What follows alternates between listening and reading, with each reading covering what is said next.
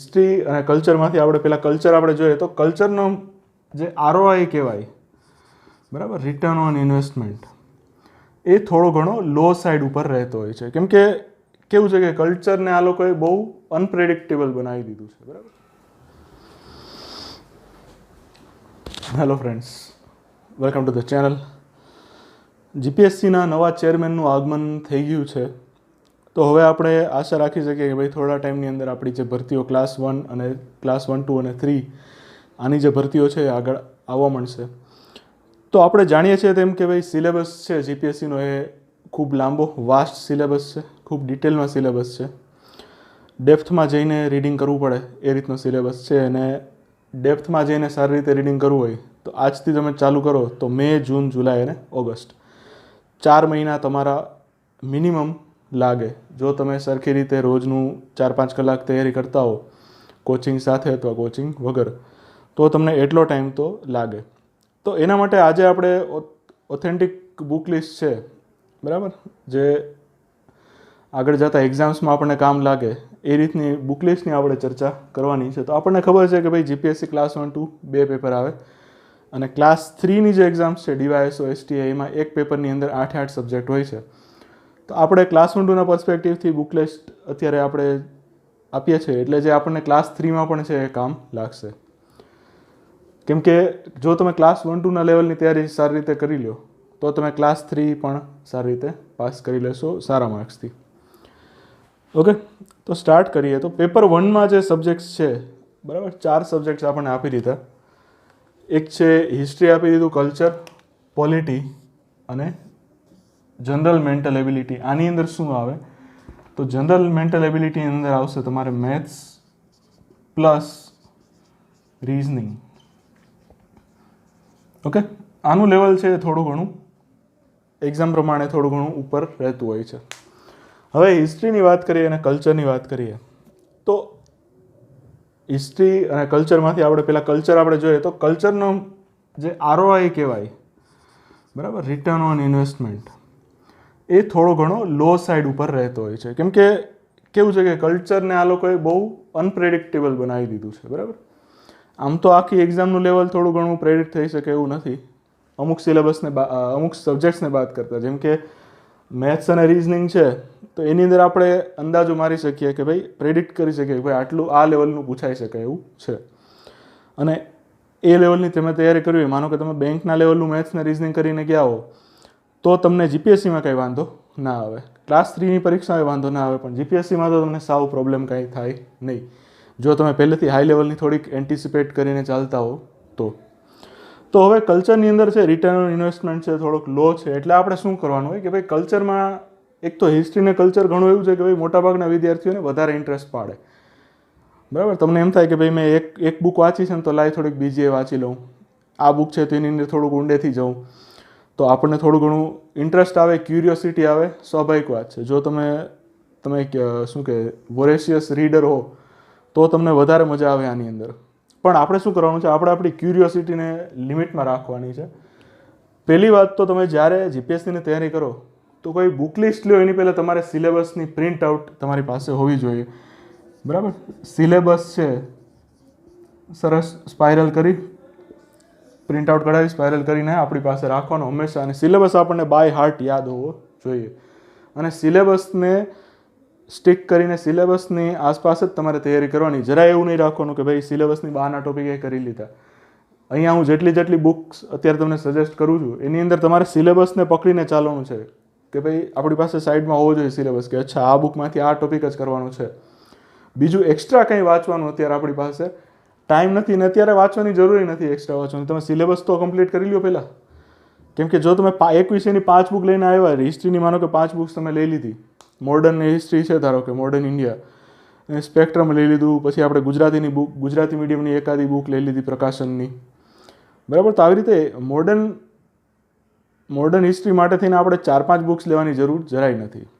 એક બુક લઈ લો, વ્યવસ્થિત કોન્સેપ્ટ વાઇઝ જાઓ અને એ બુકને થોડા ટાઈમે રિવાઇઝ કરતા રહ્યો, પોતાના શબ્દોમાં પોતાની નોટ્સ બનાવતા રહ્યો, બરાબર. આખી બુક નથી લખવાની. આપણે શું કરવાનું છે, થોડું ઘણું રિડ્યુસ કરીને ચાલવાનું છે.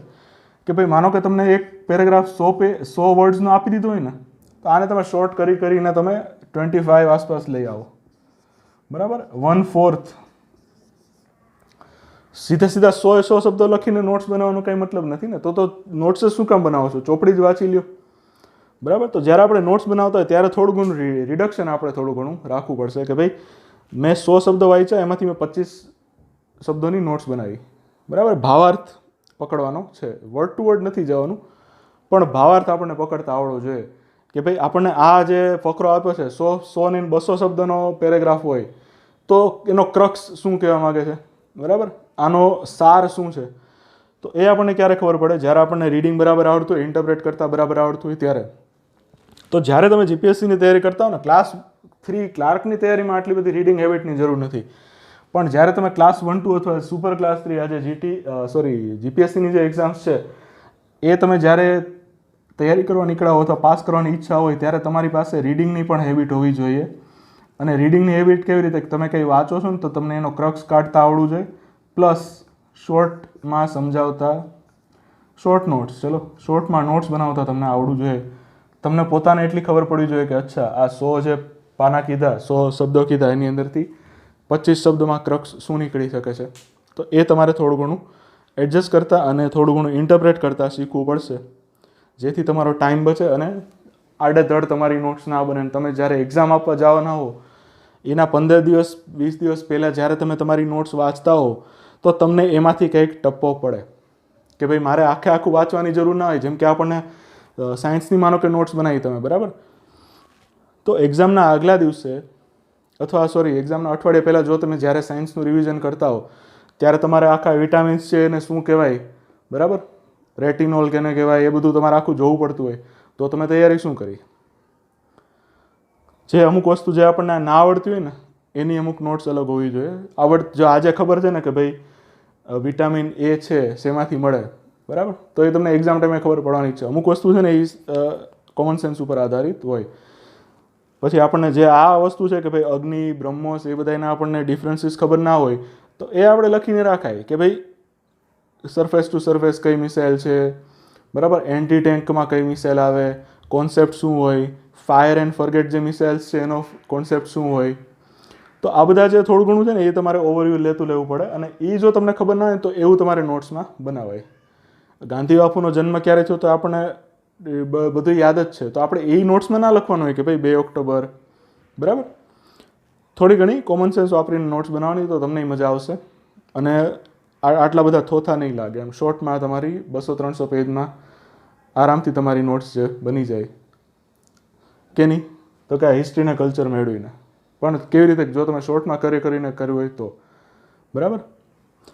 પછી તો જો તમારી કેપેસિટી ઉપર પણ આધાર રાખે, બરાબર. ઘણા એવું કરતા હોય કે ભાઈ પોલિટી છે ને તો લક્ષ્મીકાંતની બુક લઈ લીધી, એમાં કંઈ નોટ્સ બનાવી જ નહીં, એમાં લખતા ગયા સાઈડમાં જે આટલી થોડી સ્પેસ આપેલી હોય એની અંદર. તો એક્સ્ટ્રા એ લોકોએ ઘણા પાસ કરેલા છોકરા એવા હોય કે ભાઈ જે પોલિટી માટે લક્ષ્મીકાંત લઈ લીધી હોય ને એની અંદર અંડરલાઇન કરીને કામ ચલાવ્યું હોય, અને જ્યારે કાંઈ એમ લાગે કે ભાઈ આ વસ્તુ લખવા જેવી છે તો લક્ષ્મીકાંતની અંદર જ જે સાઈડમાં જગ્યા હોય ને એની અંદર તમે લખી લીધી હોય શોર્ટમાં. તો ઘણા એવી રીતે પણ તૈયારી કરતા હોય. કરંટ અફેર્સ છે તો શું મેગેઝિન છે તો એને આપણે થોડું ઉતારી આખું આપણી જે નોટ્સ છે એની અંદર છાપવાનું નથી. કરંટ અફેર્સને આપણે શું કરવાનું છે? તમે મેગઝિનમાં ટિક કરી લ્યો. વિઝન આઈએસ કે એવું કંઈ વાંચતા હો તો એની પીડીએફનું પ્રિન્ટ આઉટ હશે તો એની અંદર જે મેઇન શબ્દ છે એને હાઇલાઇટ કરી લ્યો. અથવા એની અંદર પણ ઘણાનો કોડ હોય કે ભાઈ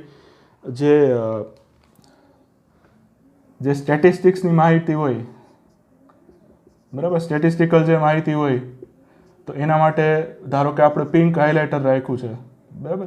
પછી કોઈ માણસનું વચ્ચે નામ આવતું હોય કે ભાઈ વર્ગીસ કુરિયન છે તો એને લગતું કંઈ આવતું હોય તો જે નામ છે એ યલો શેડમાં આપણે હાઇલાઇટ કર્યું હોય, બરાબર, એન્ડ સો ઓન. આ પછી તમારી જે ઈચ્છા શક્તિ, તમારી જે પેલી હોય ઇન્ટરપ્રેટ કરવાની જે તાકાત હોય એ પ્રમાણે આગળ વધવાનું, બરાબર. બધું એક જ હાઇલાઇટમાં ઘસી રાખવાના એના બદલે આવી રીતે કરી શકાય, જેથી તમે વાંચો એટલે તમને લાઇટ થઈ જાય કે બરાબર મેં આ કોડ રાખેલો હતો, કલર કોડિંગ કરેલું હતું તો એ આવી રીતે મને ઉપયોગી થશે. તો થોડું ઘણું છે, પછી તમારા પર્સન ટુ પર્સન તમારા માટે અલગ અલગ રહેતું હોય છે, બરાબર. હવે બુક લિસ્ટની જ્યારે વાત આવે તો મેં કલ્ચરમાં કીધું એમ, જો બધાયમાં કલ્ચરમાં પણ એવું જ છે કે ભાઈ ઇન્ડિયા અને ગુજરાત અલગ અલગ, બરાબર, પણ રિટર્ન ઓન ઇન્વેસ્ટમેન્ટ ખૂબ નીચો છે. એટલે આપણે શું કરવાનું, થોડોક સંતોષ રાખવાનો, એમાં થોડું ઘણું મગજ ચલાવવાનું. જેમ કે એક જીપીએસસી છે એની અંદર આપેલું હતું કે ભાઈ સનેડો, આપણે જે નવરાત્રિમાં જે લાલ લાલ સનેડાવાળું ગીત છે, તો સનેડાનું ઓરિજિન ક્યાં છે. હવે આપણને એવી થોડી ખબર હોય કે ભાઈ સનેડો પર્ટિક્યુલર કયા જિલ્લામાંથી નીકળ્યો હોય, તો આપણને ના ખબર હોય ને. પણ થોડું ઘણું લોજિકલી ડિડ્યુસ કરીને તમે ત્યાં સુધી પહોંચી શકો એમ હતા. જેમ કે સનેડો છે તો આપણા ગુજરાતમાં એક કલાકાર થઈ ગયા મણિરાજ બારોટ, બરાબર, ખૂબ યંગ કલાકાર હતા, ખૂબ યંગ એજ ઉપર આમનું અવસાન થઈ ગયું. મણિરાજ બારોટ છે એનો સનેડાના જે મેઇન જે કલાકાર છે, બરાબર, ઇન્વેન્ટર કહી શકો જે તમારે કહેવું હોય તો એ છે મણિરાજ બારોટ હતા. તો મણિરાજ બારોટ ક્યાંના, તો કે એ મહેસાણા સાઈડના ક્યાંકના હતા. તો તમે એની ઉપરથી તમે ડિડ્યુસ કરીને તમે સનેડા ના જે જિલ્લા છે એની ઉપર તમે પહોંચી શકત. પણ એના માટે તમને એટલો ખ્યાલ હોવો જોઈએ કે ભાઈ ગુજરાત છે, ધારો કે, બરાબર, કલ્ચર છે, ગુજરાતની સંસ્કૃતિ કહી દીધી, ગુજરાતની સંસ્કૃતિમાં બધું આવી ગયું, લોકસંગીત આવી ગયું, અર્બન ગુજરાતી ફિલ્મો આવી ગઈ, જેમ કે આ બધી જે હોય છે, આ લવની ભવાઈ પિક્ચર હતું, પછી આ 2000 પિક્ચર હતું. તો આ બધી જે ફિલ્મો છે અર્બન ગુજરાતી પિક્ચરો કહેવાય. તો આપણે પહેલેથી છેલ્લે સુધી અત્યાર સુધીની જે હિસ્ટ્રી છે ગુજરાતની કલામાં, પછી એમાં નાટકે આવી ગયા, બરાબર, મણીબેન.com ને એ બધા નાટક આવતા, તો એનું તમને કદાચ પૂછી લે. જે લોકકથા જે હોય એ પણ તમને પૂછી શકે, બરાબર, જેસલ તોરલ છે, પછી એ શેણી વિજાનંદ, એવી બધી જે સ્ટોરીઝ છે એની અંદરથી પણ સવાલ તમારે આવી શકે. તીર્થ સ્થાનો છે તો એને લગતી પણ આપણી અલગ અલગ સ્ટોરી હોય છે. જેમ કે પાવાગઢ છે તો એની અંદર દૂધનું તળાવ અને છાસનું તળાવ છે, બરાબર. તો આ જે આપણા જે તીર્થ સ્થાનોને લગતી જે અમુક સ્ટોરીઝ હોય, આપણા જે હિસ્ટોરિકલ જે કેરેક્ટર્સ છે બધાય, બરાબર, અલગ અલગ પાત્રો થઈ ગયા હિસ્ટ્રીમાં, તો એને લગતા પણ સવાલ આવી શકે. તો આપણે શું કરવાનું છે કે ભાઈ બધુંય તો આપણે પહોંચાશે નહીં કલ્ચરમાં, કેમ કે ખાલી ગુજરાતનું કલ્ચર એટલું વાસ્ટ છે, તો આપણે ભારતના કલ્ચરમાં તો તમે વિચારો કે કેટલી ભવ્યતા હશે. તો કલ્ચર છે એની અંદર આપણે અમુક બુક્સ લઈને ચાલીએ છીએ. જેમ કે સાવ બેઝિકમાં બેઝિક આપણે લેવલ ઉપર જોઈએ ને તો હસુતાબેન સેદાણી, આમની બુક છે યુનિવર્સિટી ગ્રંથ નિર્માણ બોર્ડની છે. પછી એક આ માહિતી ખાતામાં જોરાવરસિંહ જાદવ,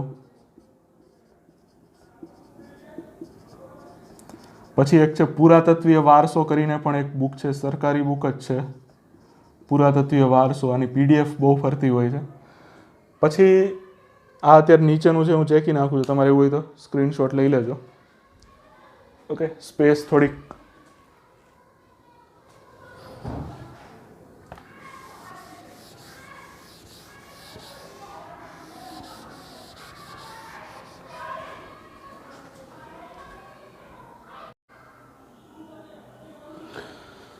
તો કલ્ચરની જે બુક્સ છે એની અંદર ગુજરાતની આટલી બુક્સ આપણને કીધી, બરાબર. હસુતાબેન સેદાણી, યુનિવર્સિટી ગ્રંથ નિર્માણ બોર્ડ, જોરાવરસિંહ જાદવ, પુરાતત્વીય અને જોરાવરસિંહ જાદવની કલાની બુક છે, અને એક આ છે પુરાતત્વીય વારસો. એના સિવાય જે બુક્સ છે એ છે પ્રાઇવેટમાં તમારે જો જવું હોય અને જિલ્લાને લગતી જો તમારે કોઈ બુક લેવી હોય તો એ છે કિશોર પરમાર,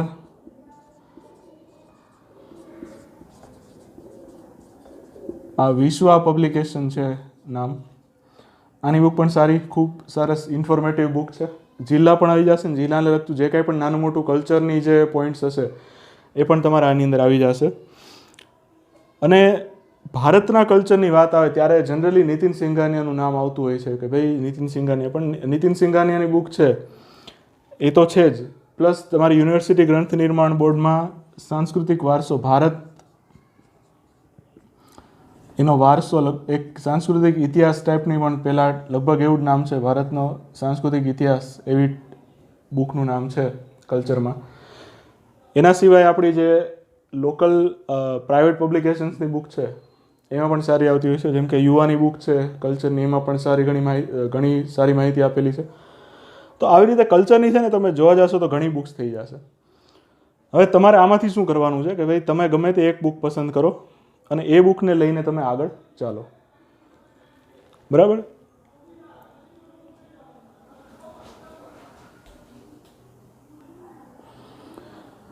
પછી હવે હિસ્ટ્રી છે, તો હિસ્ટ્રીની અંદર આપણે જનરલી એનસીઆરટી રિફર કરતા હોઈએ છીએ કે ભાઈ પહેલાં એનસીઆરટી વાંચી લેવી, પછી તમે એડવાન્સ બુક ઉપર જઈ શકો. હવે આ જે સિનારીઓ છે આની અંદર તમે તમારો ટાઈમ, તમારા હાથમાં કેટલો ટાઈમ છે એનું પણ તમારે ધ્યાન રાખવું પડે.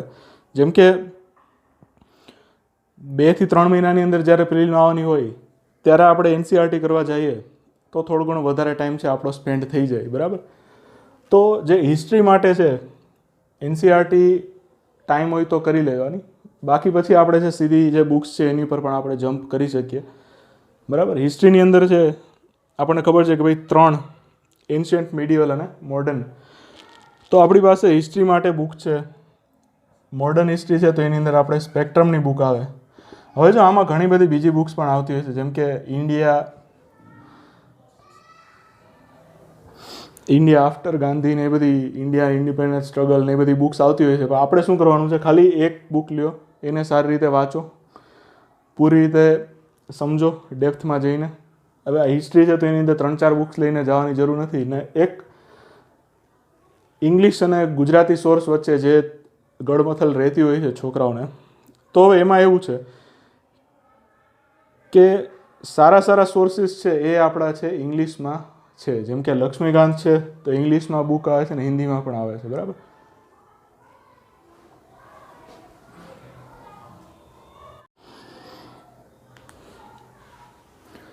હવે આપણી પાસે જે એન્શિયન્ટ, મિડિવલ અને મોડર્ન આ 3 જે સેગમેન્ટ્સ છે, તો એન્શિયન્ટની અંદર આર શર્માની બુક સારી છે, મિડિવલની અંદર એસ ચંદ્રાની બુક સારી છે, બરાબર.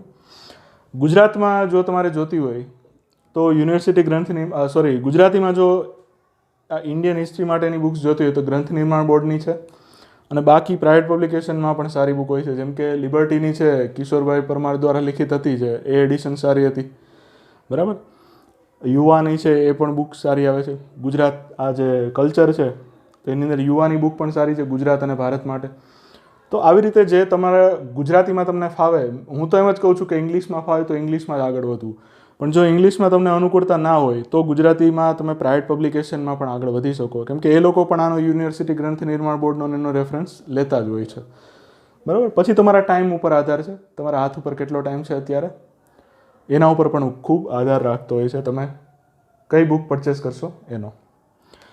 ગુજરાત હિસ્ટ્રી માટે છે યુનિવર્સિટી ગ્રંથ નિર્માણ બોર્ડ 2 બુક આવે છે, એક આધુનિક ગુજરાત અને એક છે બ્લુ કલરની જે કવરવાળી બુક છે એ પણ છે, અને ઈશ્વર પાડવી સાહેબની બુક છે એની અંદર 3 એક જ બુકમાં કમ્બાઇન્ડ આપેલું છે.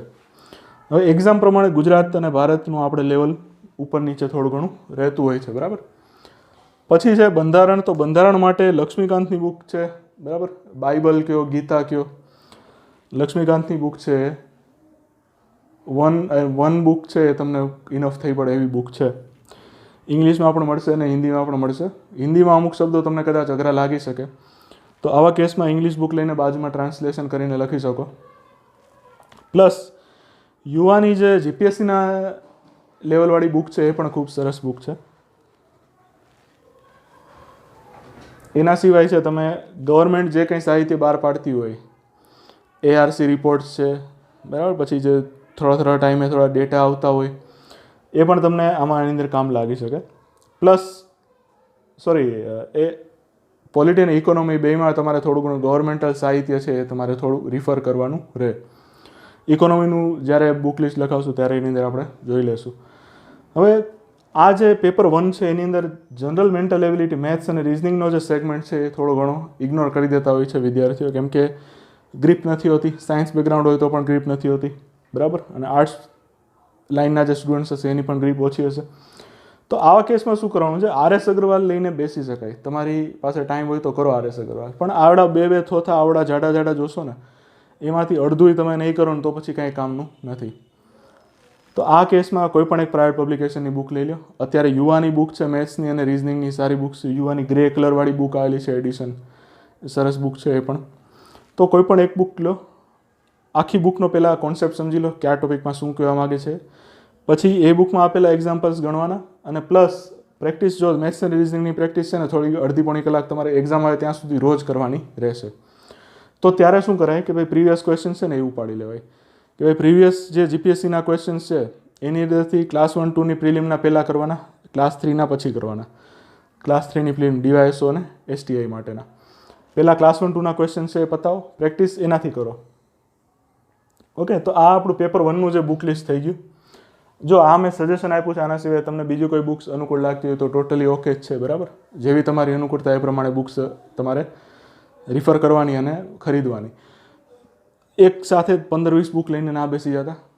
પૈસા હોય આપણી પાસે એનો મતલબ એવો નથી કે બુક પાછળ ખર્ચી જ નાખવા. એટલો ટાઈમે આપણી પાસે હોવું છે કે નહીં એ પણ કેલ્ક્યુલેટ કરવું પડે. તો થોડું ઘણું ગણતરી મારીને ચાલુ, જેથી તમને તૈયારીમાં મજા આવે અને પ્રેશર ના લાગે, અને સામે બુક્સની લાઈન જોઈ, બુકની થપ્પી જોઈને આપણને પ્રેશર ના આવે, એવી રીતનું થોડું ઘણું રાખવાનું.